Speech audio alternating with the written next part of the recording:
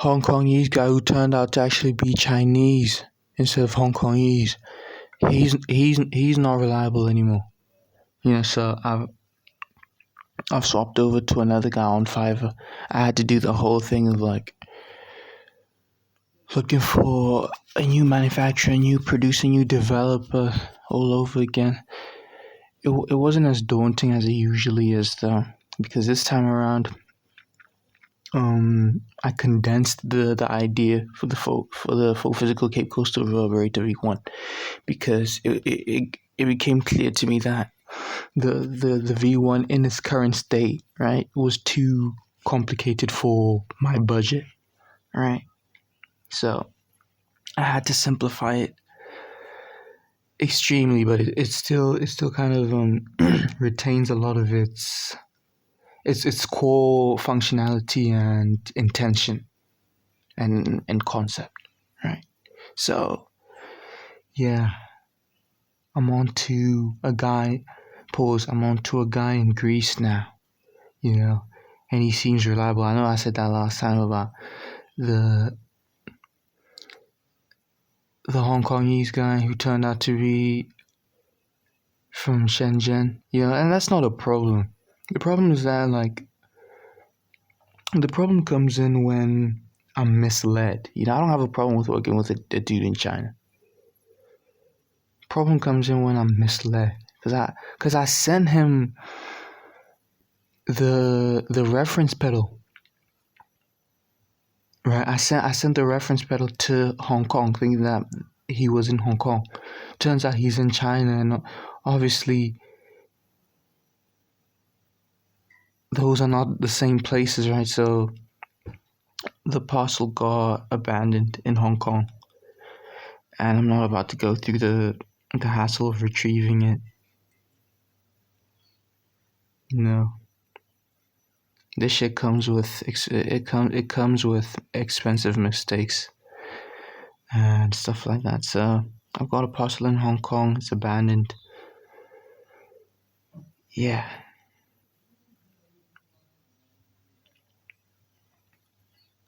But aside from that, it was clear that the I guess I'm just gonna call him Chinese now.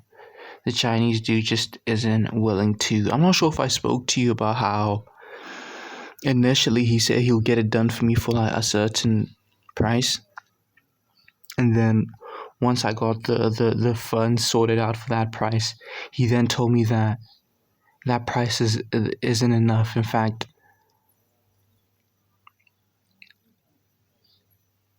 a price slightly greater than that was ages away. I was like far from being enough,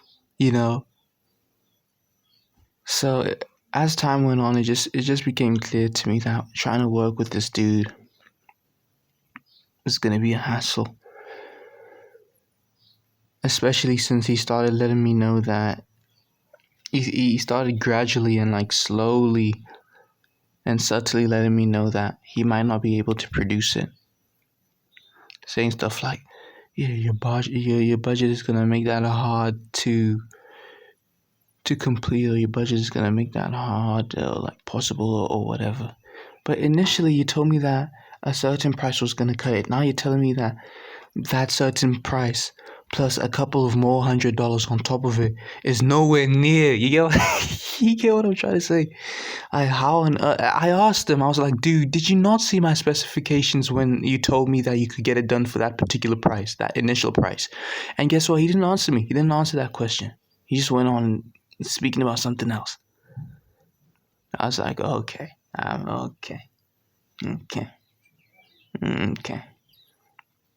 So I'm on to a guy in Greece now. He has like 20 years of experience.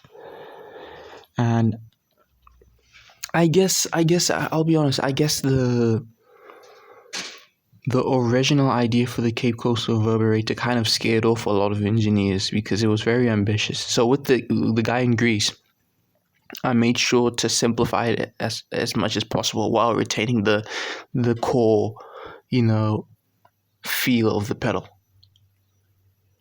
I simplified it, dude. I was like, okay, I need a reverb, And then in addition to that reverb, I need the playback functionality. That's it. And you can pull that off by trying to integrate two circuits at once, as opposed to, hitting him with a PDF that has like pages and pages of, ideas that I'd like to see implemented in the final version of the Cape Coastal V1. So I was a bit careful. I was a bit more careful with how I approached this new engineer. And he went ahead and told me, he was like, yo, I'm sure we could get it done in a single circuit. He's been very promising. I think this is it. I think he's the third engineer that I've seriously spoken to. I've spoken to dozens of engineers, but he's the third engineer that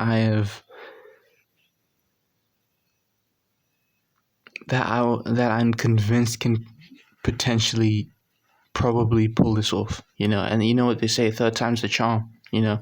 First guy was from Egypt, second guy was from Shenzhen, and now this guy. And I'd like to make it clear that all these guys can produce something like this. It's just that it's a couple of reasons why they couldn't produce it. The first guy, his communication skills and frequency were poor, so I had to pull the plug on him. I believe that he could have produced the product. Second guy from Shenzhen, he's shifting the goalposts. He's shifting the price all over the place, and I'm already like kind of tight in that regard. So he can get it done. Him and his team can get it done. Thing is, he can't really sit still with the price. And I thought we had already agreed upon the price, but he kept shifting stuff around. And yeah, morale just fell. Morale just fell when it came to the Shenzhen guy. Because I pitched him the simplified version that my current Greece guy is working on. And he just it kind of seemed as though he just didn't render it. It just didn't render in his mind what I said to him. And he kept on telling me that yeah the price, man, your budget is making it hard to do. So he's not budging. He's still kind of stuck on the original version of the V1. I pitched the simplified version to him, man. It's almost as if I didn't say anything to him. He just kept on talking about the V1 and how the budget no longer aligns with what he originally said. So I kind of just left him on red, honestly. And I went ahead and I started speaking to my Greece guy.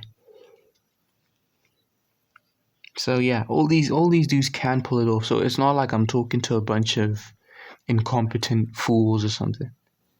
It's just these very silly reasons that keep getting in the way. So the Greece guy, he's a lot more transparent with the budget and hold on, let me just charge my phone. He's a lot more transparent. His communication skills are great, unlike the first guy. The second guy from Shenzhen, his communication skills were great as well. His communication frequency was great as well. The problem was that, like I said, he started, shifting the poles a bit when it came to the price. So with this guy, I'm hoping that won't be the case.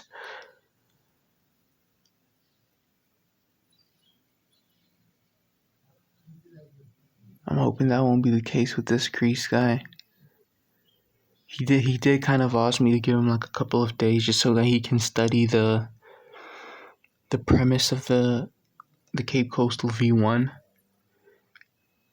And after that he can kind of,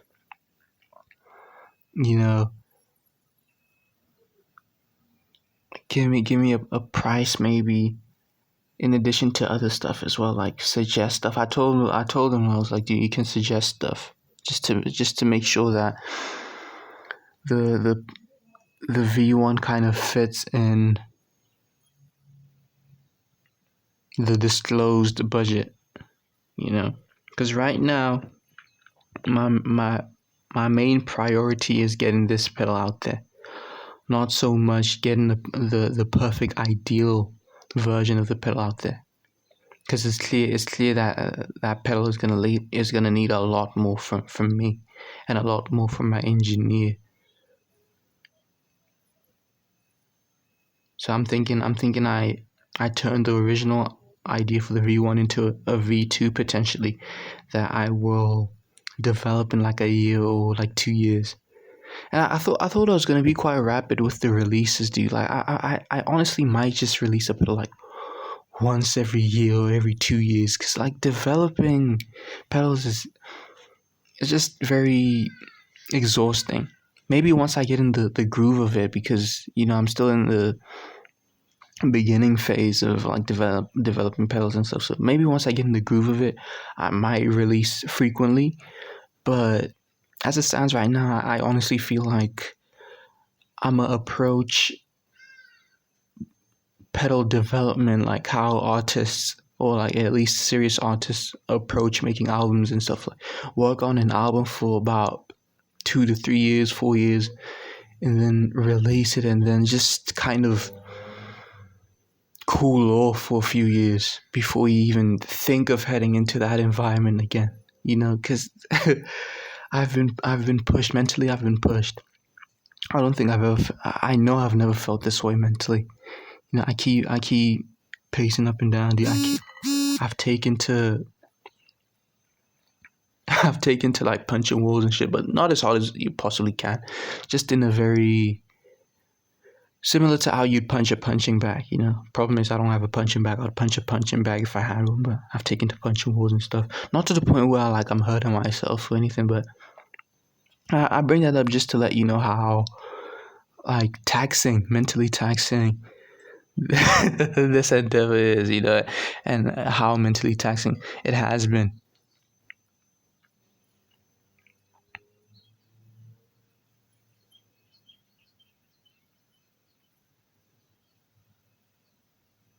I'm stressed on a daily basis due to a lot of things that I've covered in these videos. I'm stressed, but like I said, it's that kind of stress that makes you like get off of your behind and then get stuff done.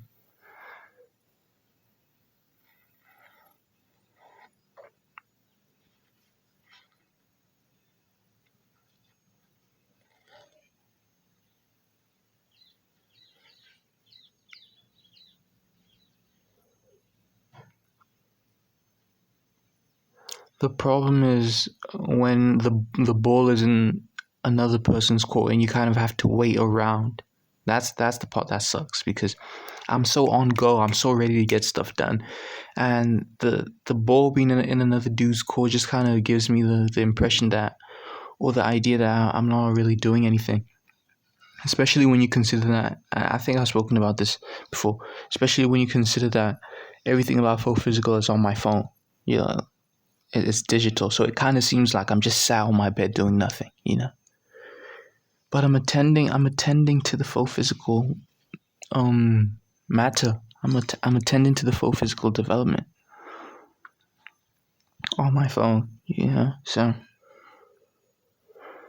yeah, but I honestly believe I'm in good hands, dude. With this dude, I don't see why this would go wrong. I've learned a lot. I've learned to be patient with the first guy, right? Had I just been patient, I would have probably gone the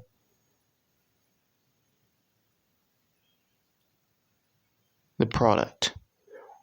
But the thing is, his communication skills were garbage. So there's no realistic way of me knowing that he was gonna deliver it, because he kept missing deadlines. So had I just been, I guess patient is not the right word. Had I just been like ignorant of the red flags, I would have probably received the thing.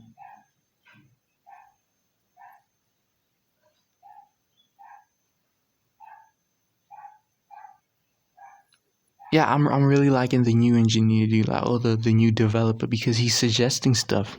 Because I suggested that we look at one of the reference pedals that I've been talking to a lot of my engineers about, and he straight up let me know that, dude, trying to reference the Cape Coastal Reverberator, or trying to reference these pedals in the case of the Cape Coastal Reverberator, is going to be extremely time consuming. You know,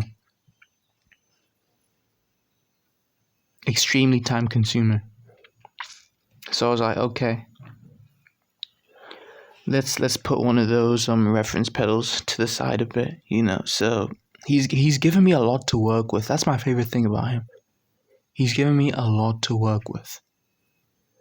Unlike my previous two engineers or developers, they kind of just took what I said and then ran with it, and then kind of gave me no input. And yes, I understand that some people want an uninterrupted fulfillment of their particular ideas. But I'm at the, and I thought that was me as well. But then I'm at the point where I need suggestions from my engineers. You know, not just mere communication and updates on the thing, but like input and suggestions and ways they can tweak it and stuff. You know, because ultimately they're the ones who are gonna be developing the final, like, software of the V1.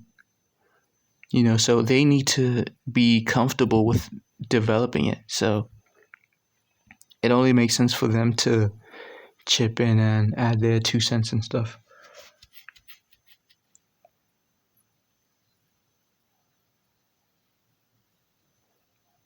And he's doing that. He's not transforming the vision of the pedal.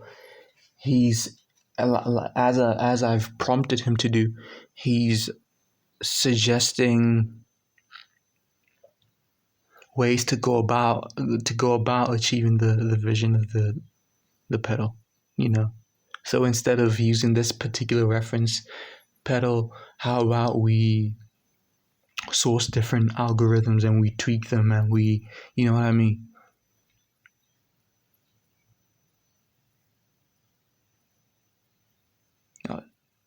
You know, and then I went, okay, that's cool. We can do that.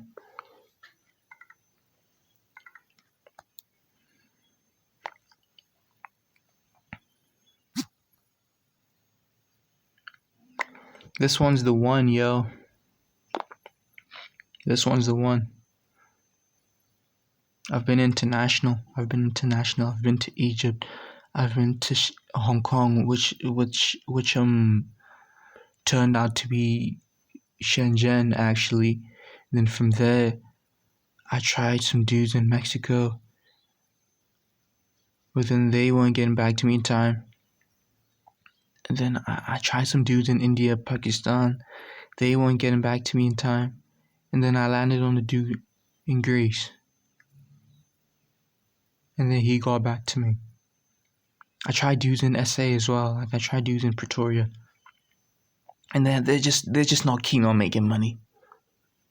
Clearly they're very rich. They don't want to eat. They're cool. They're cool with making money and making a living. I hit up a dude in Pretoria, and the first thing I did was was to give him the budget. And he straight up just let me know that he's too busy. So it's very clear that he doesn't need my money or whatever. Because had he been serious, he would have hopped on. He would have hopped on my project. And I've got a buddy of mine suggesting that I develop the Cape Coastal in South Africa, like the V1 in South Africa. And I told him, dude, I've been trying. dudes aren't getting back to me. That's the problem. They keep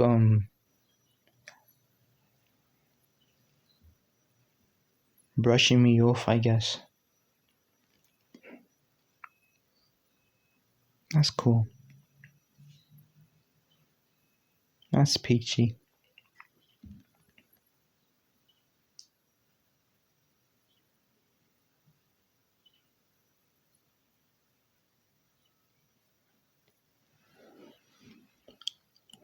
I'm just glad that I don't have to sit on my behind and wait for the Chinese New Year to pass for someone to tell me that they can't develop my product.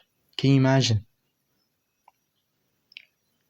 Dude asked me to wait for him to finish having his holiday, and I spoke about this. One of the engineers in South Africa asked me to wait for him to finish having his Christmas holiday before he could even consider my project. Not take up my project, consider it. So he could have told me no after he, I don't know, was chilling in the sun for a bit, for a few weeks to a month.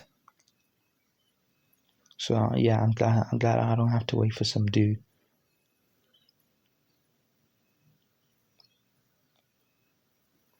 I might actually get the software and everything done in February, because that's how quick my Greek goat is. I saw there on his gig that he could potentially get it done within about 7 days. And he can kind of see that I am a bit pressed for time, and I am kind of emphasizing time a bit, just due to how often I hit him up and whatnot. Not that I'm pestering him, but it is necessary to maintain communication with the engineers, especially in an environment where if you don't do that, people just take it that you've moved on, and then they stop contacting you. No, I'm waiting for you. I had a dude in India kind of like just disappear on me. This was before I reached out to my Greek guy. By the way, I reached out to like a bunch of dudes like all at once on one day, just to, gauge how quick they respond. And if they take their time, they snooze, they lose. So one of the dudes in India, I sent him the specifications, and then I asked him, I was like, yo, can we do like a meeting kind of thing, like a virtual meeting, just so that I can break down the vision that I have for the V1. He was like, okay. I was like, okay, well, what's your preferred, video call platform? And then he was like, Google Meets. I was like, okay.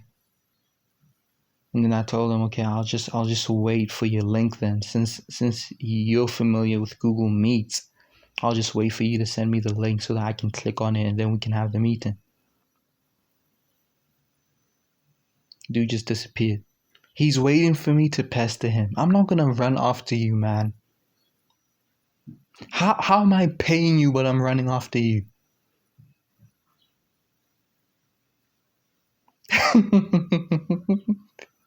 These people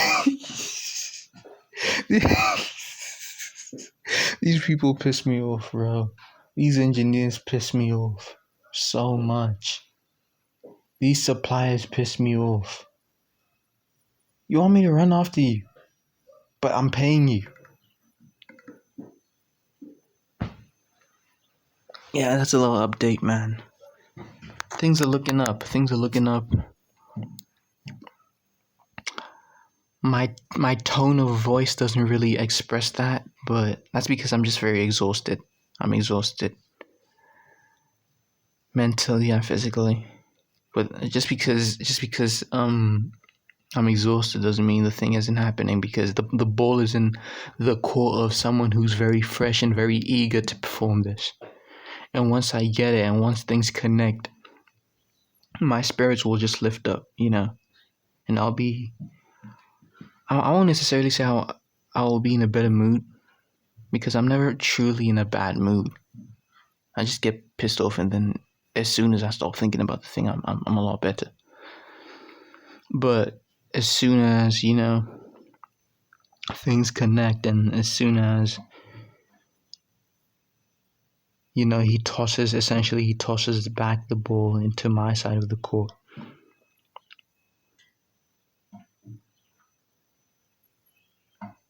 I'll be alleviated of a lot of the stress and the the exhaustion, the fatigue that's upon me when it comes to this. I'm ready to kick this into the next gear. From here, we get the enclosures, you already know. And what else?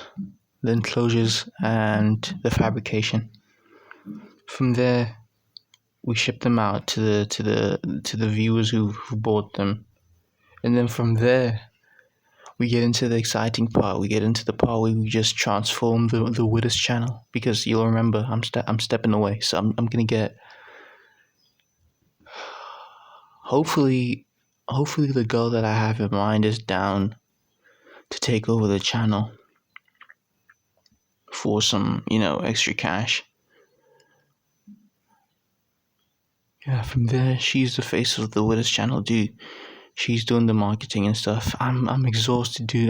Like, even with guitar, I'm just kind of tired of posting guitar riffs. I'm tired of doing a whole lot of stuff, actually. I'm ready. I'm ready to do some delegation.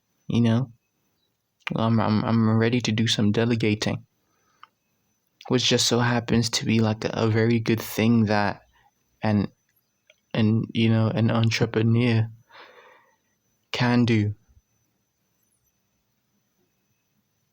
Because obviously you want your brand to be able to run without you constantly, feeding it fuel, or you specifically, or you particularly running it. So yeah, I'm ready to head on to the next phase.